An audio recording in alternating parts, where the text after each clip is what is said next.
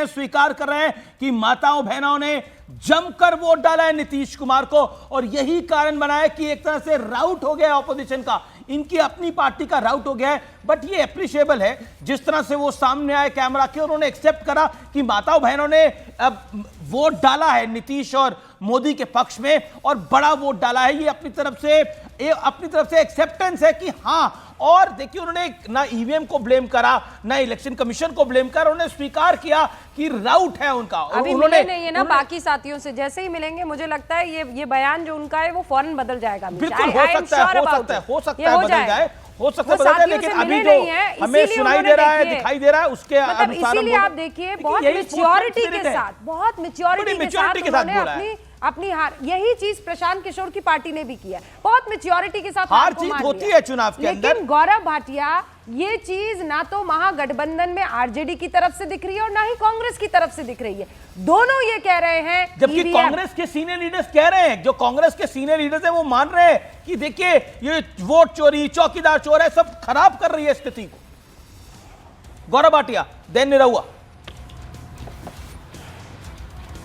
देखिए, हमें एक बात राजनीति में याद रखनी चाहिए, हम लोग दुश्मन नहीं है, विरोधी हैं।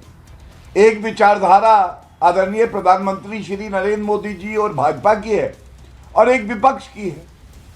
और विपक्ष चुनाव हार जाए कोई बात नहीं, लेकिन विनम्रता से उस चुनाव में हार को स्वीकारिए। ये नहीं कि ठीकरा फोड़िए इलेक्शन कमीशन पे। कभी आपका ये जनता गलत है, अरे किसी में तो हिम्मत हो कि वो कहे कि नहीं, कभी अपने अंदर है, हमें सुधार करना है।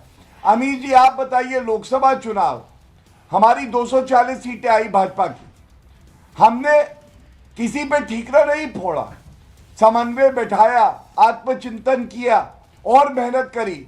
लगन का परिणाम ये है, महाराष्ट्र, हरियाणा, दिल्ली, बिहार, ये दिखाता है कि जनता चाहती है सकारात्मक राजनीति हो। जी, और देखिए, मुकेश सहनी जी ने जो बात कही, ये दिखाता है कि परिपक्वता क्या है। लेकिन बाल दिवस पर राहुल गांधी से परिपक्वता की उम्मीद करना बहुत ज्यादा है। ओके, आपने 4 जून की बात करी, और मैं 4 जून शाम की बात करना चाहता हूं। 4 जून शाम 2024 को बीजेपी हेडक्वार्टर में प्रधानमंत्री नरेंद्र मोदी थे, और उनका चेहरा हम सबने देखा था, पूरे देश ने देखा था, और भावुक थे, और जिस तरह से उनका मूड अच्छा नहीं था, और वो यूफोरिया जो बीजेपी दफ्तर में रहता है जीत के बाद वो यूफोरिया मौजूद नहीं था। लेकिन थर्ड सक्सेसिव टाइम जीत जरूर हुई थी, लेकिन बीजेपी 240 सीटों के साथ उसने अपनी फिनिशिंग करी थी। लेकिन उसके बाद क्या होता है, आप सिलसिलेवार तरीके से जरा नोट करते चलिए।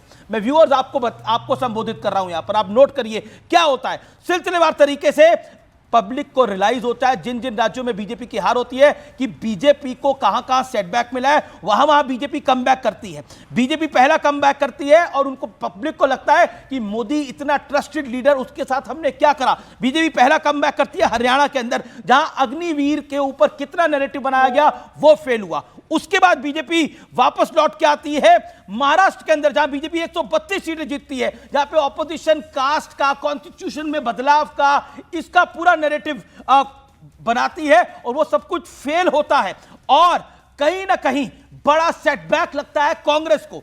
उसके बाद दिल्ली का चुनाव आता है, बीजेपी दिल्ली का चुनाव जीतती है, और 3 दशकों में पहली बार भारतीय जनता पार्टी दिल्ली का चुनाव जीतती है। और वो एक रियलाइजेशन था। अब देखिए हरियाणा में क्या हुआ था, महाराष्ट्र में क्या हुआ था, वहां की जनता ने लोकसभा में बीजेपी को उतना बड़ा मैंडेट नहीं दिया था। लेकिन अब बिहार में जो हो रहा है, जनता जनार्दन कह रही है कि Modi ji, we are with you.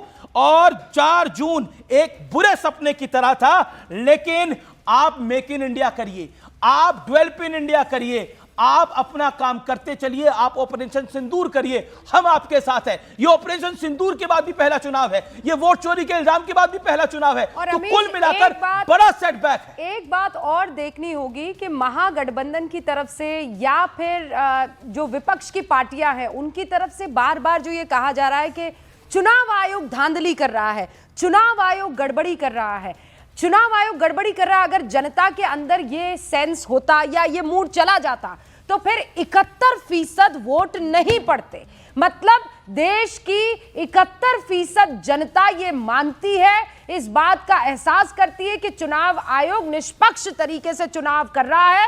और इसी वजह से आप देखिए वोटिंग परसेंटेज बढ़ता। आप कहने वाले कह सकते नहीं वो तो एसआईआर हो गया और वोटों में वोट लिस्ट में जो नाम वगैरह कट गए थे, लेकिन कुल मिलाकर जनता भरोसा कर रही है और जनता के भरोसे के नंबर्स यहां पर साफ तौर पर दिखाई दे रहे हैं। अभिषेक झा भी हमारे साथ है और निरहुआ भी हमारे साथ। अभिषेक झा जेडीयू के राष्ट्रीय प्रवक्ता है, सुजाता भी हमारे साथ पॉलिटिकल एनालिस्ट बैठी हुई है। अमित शाह का आपसे कुछ देर पहले ट्वीट आया है, तो दिनेश लाल जी अब सवाल यह आता है कि इसके बाद आगे जिस चीज पर सबकी नजर टिकी रहेगी कि नीतीश बाबू को सीएम बनाए रखा जाएगा या अब नया चेहरा आ जाएगा, क्योंकि बीजेपी 92 पर है और बहुत पीछे है। अगर कंपैरिजन किया जाए तो जेडीयू 83 पर।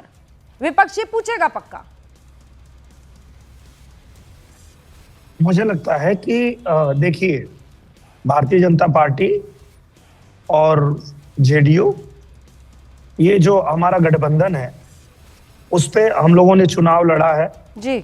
और जो हमारी बिहार की जनता है एक बहुत विश्वास और भरोसे के साथ, वो भरोसा मोदी जी पे, वो भरोसा नीतीश जी पे करके उन्होंने ये संख्या दिया है। तो निश्चित रूप से हमारे हिसाब से जो हमारे नीतीश जी हैं वही मुख्यमंत्री हैं और जो जनता है उनका जो ये समर्थन मिला है उसका सम्मान है। नहीं, लेकिन नीतीश बाबू के लिए आप कहने से बच रहे हैं। मैं तो कह रहा हूँ नीतीश जी ही हमारे मुख्यमंत्री हैं। अच्छा बस।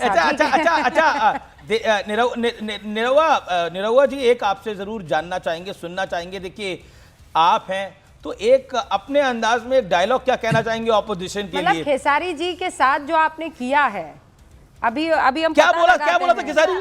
क्यों आपके साथी है ऐसा? क्यों आप इतना क्यों गुस्से में आ गए? क्यों उनको आपने ऐसा यदुमुल्ला कह दिया उनको आपने? क्यों भैया? क्यों लड़ रहे थे आप उनसे ऐसे? वो देखिए, मेरे छोटे भाई हैं और कमाल के छोटे भाई हैं। हाँ, ये बिल्कुल महागठबंधन की फ्रेंडली फाइट टाइप है। हम लोगों ने उनका स्वागत किया था। हाँ, कि देखिए, एक कलाकार अगर राजनीति में आते हैं, जनता जिसने उनको बनाया है अगर उनकी सेवा करना चाहते हैं, स्वागत है, अभिनंदन। हम भी आए, हम जनता की सेवा कर, आप भी आए हैं, आप स्वागत है। पर वो आते ही वो सीधा राम मंदिर पे बोलने लगे, ऐसी ऐसी बातें करने जिससे जनता जो है उनसे रुष्ट हो गई और वो चीज किसी को भी पसंद नहीं आया कि 500 साल के लंबे इंतजार के बाद कोर्ट के आदेश पे जो मंदिर बना उसको। चलिए आपने इसीलिए उनको बोला, लेकिन आप अपने अंदाज में एक डायलॉग तो बोल दीजिए। विपक्ष को क्या कहना चाहेंगे? अपने अंदाज में एक डायलॉग बोल दीजिए और कुछ सुना भी दीजिए। चलिए, जीत के बाद, एनडीए की जीत के बाद अमित शाह का पहला स्टेटमेंट, अमित शाह का पहला बयान एक्स पर उन्होंने पोस्ट किया है। आपको बता दूं उन्होंने क्या कहा है। बिहार में एनडीए की जीत पर अमित शाह का एक्स पर पोस्ट है। मोदी जी ने बिहार के लिए दिल खोलकर काम किया है। बिहार की जनता ने पूरे देश का मूड बताया है। नीतीश जी ने बिहार को जंगल राज से बाहर किया है। मतलब शब्दशः अगर पढ़कर सुनाऊं पोस्ट करें तो अमित शाह वो ये कह रहे हैं, ज्ञान, परिश्रम, लोकतंत्र के रक्षक बिहार भूमि की जनता को कोटि कोटि नमन। बिहार वासियों द्वारा एनडीए को ये प्रचंड जनादेश। बिहार में विकास, महिलाओं की सुरक्षा, सुशासन और गरीब कल्याण की एनडीए की संकल्प सेवा पर जनता की मोहर है। पिछले 11 सालों में मोदी जी ने जो बिहार के लिए दिल खोलकर कार्य किए और नीतीश जी ने बिहार को जंगल राज के अंधेरे से बाहर निकालने का काम किया, ये जनादेश विकसित बिहार के संकल्प के लिए है। अब से कुछ देर पहले अमित शाह ने ये ट्वीट किया है, एक्स पर पोस्ट किया है और उन्होंने प्रधानमंत्री नरेंद्र मोदी के कार्यों और नीतीश कुमार को जंगल राज से बाहर निकालने की बधाई देते हुए कहा है कि हम इसके लिए अग्रसर हैं। And the one word he used is very specific, that is politics of performance. ये पॉलिटिक्स ऑफ परफॉर्मेंस है कि हमने काम किया है और इसी का नतीजा हमें आता हुआ दिखा है। जी एक सेकेंड, मैं निरहुआ आपकी बताता हूं। निरहुआ सुनाने वाले थे, आप कुछ सुना दीजिए।